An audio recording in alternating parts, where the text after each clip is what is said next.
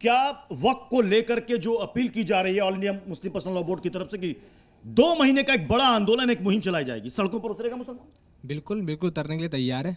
अगर हमारे उलमा इकराम हमें अगर आवाज़ देंगे तो हम बिल्कुल सड़कों पे आएंगे, सड़कों पर आएंगे। बिल्कुल आएंगे। कुछ लोग ये आशंका जाहिर कर रहे हैं कि कहीं सीए जैसा प्रोटेस्ट और हिंसा तो नहीं होगी। मुर्शिदाबाद में हमने देखा कि वहां पर प्रोटेस्ट के नाम पर हिंसा हुई। आप बार बार एक बात नाम या इस्तेमाल कर रहे हैं, हाँ। शाहीन बाग।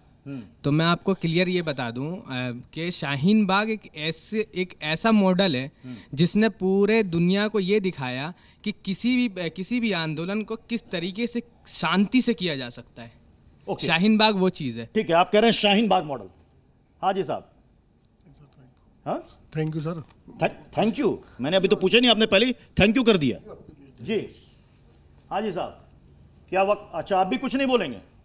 चलिए, मैं ठीक है। मैं इधर कामरान साहब आपसे समझना चाहूंगा, क्या प्रोटेस्ट के नाम पर हिंसा सही है? देखिए, रगों में बहते रहने के हम नहीं हैं कायल, और लहू जब आँख से ना निकले तो वो लहू क्या है। इस वक्त जो है जो हाल की बात क्यों कर रहे हैं कामरान साहब? जो हाल इस वक्त जो है मुसलमानों का हो गया है, हाँ। हिंदुस्तान के अंदर मुसलमान जो है चैन से सांस नहीं ले पा रहा है, तो उस वक्त जो है लोगों को जो है सड़क पे उतर जाना चाहिए। क्या बात कर रहे हैं कामरान साहब? तो सर पूरी बात करेंगे, मुसलमान चैन से सांस नहीं ले रहा है, नहीं ले पा रहा, चर्चा कर रहे हैं, गोलियां खा रहा है सीने पर। हमारे जो कहते हैं 5 भाई संभल के सीने पर गोलियां खाई हैं उन्होंने, और पुलिस की गोलियां हैं वो, और जो है सारा एडमिनिस्ट्रेशन कह रहा है कि उन्होंने आपस में गोलियां मारी हैं। और मुझे शिकायत है जो कहते हैं जनाब से कि असदुद्दीन ओवैसी साहब, अकबर ओवैसी साहब और जनाब और जो संभल के चेयरमैन साहब हैं, वो अभी तक उन्होंने जेलें क्यों नहीं भरी हैं अभी तक?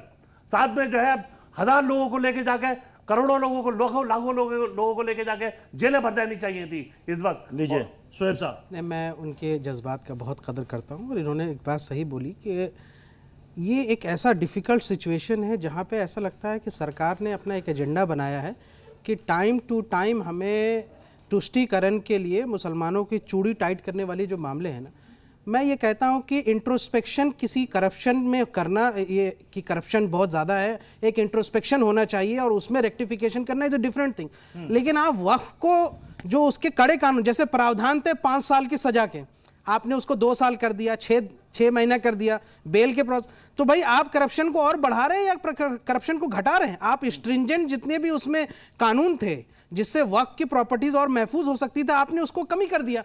अब सुनिए, देखिए क्या होता है, ये कहते हैं, अभी मैं सुन रहा था कि भाई गरीब मुसलमानों का, नहीं 30 सेकंड, गरीब मुसलमानों का हम भला करने जा रहे हैं, मोदी जी मुसलमानों को भला करने जा रहे हैं उनसे लेकर के। पहली बात तो भाई साहब, आपकी जो दुश्मनी से ज़्यादा दोस्ती से डर लगता है।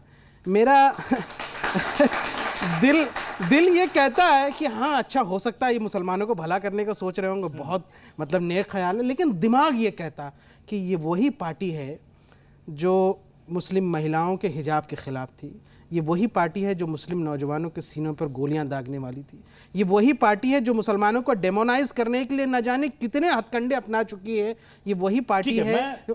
फिर ये हित की बात कहां से करेंगे?